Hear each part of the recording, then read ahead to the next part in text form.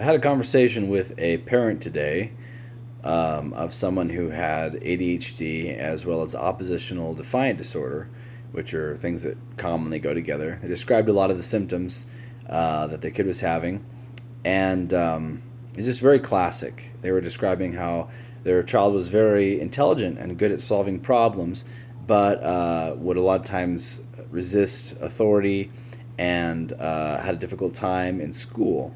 And I made a point that I want to make here as well, and that is that a lot of the activities that are required in school are are difficult for people with ADHD and these replication type activities.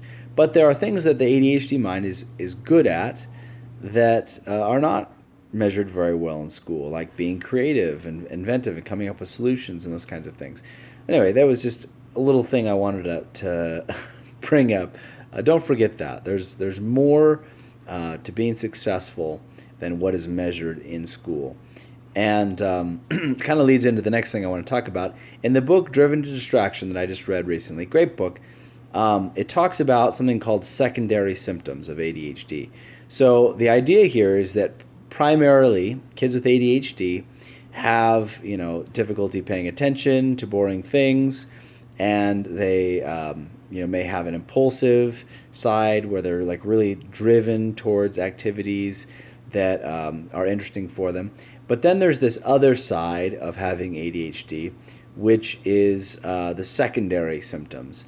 And these are the symptoms of basically what happens when kids have problems with their ADHD. So, for example, anxiety could be a secondary symptom of ADHD. Let me explain. So, if a kid doesn't learn how to keep track of what they're supposed to be doing and they keep getting in trouble for not being where they're supposed to be or doing the things they're supposed to be doing, or they never know what's going on, or they're getting lost all the time, a secondary symptom could be they get really anxious and worried, and they find that this is a way for them to be able to be on time for things or be doing what they're supposed to be doing, is that they're always kind of worried. They have this general feeling of being anxious about life that kind of gets them to, to be on time for things. Or maybe they're still not on time. But this would be an example of a secondary symptom. Another example of a secondary symptom would be something like depression.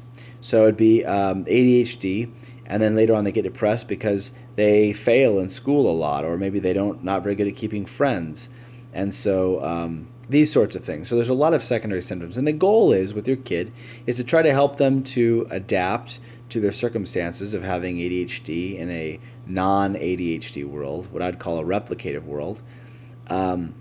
And to be able to not develop these secondary symptoms, because those are really the ones that are damaging.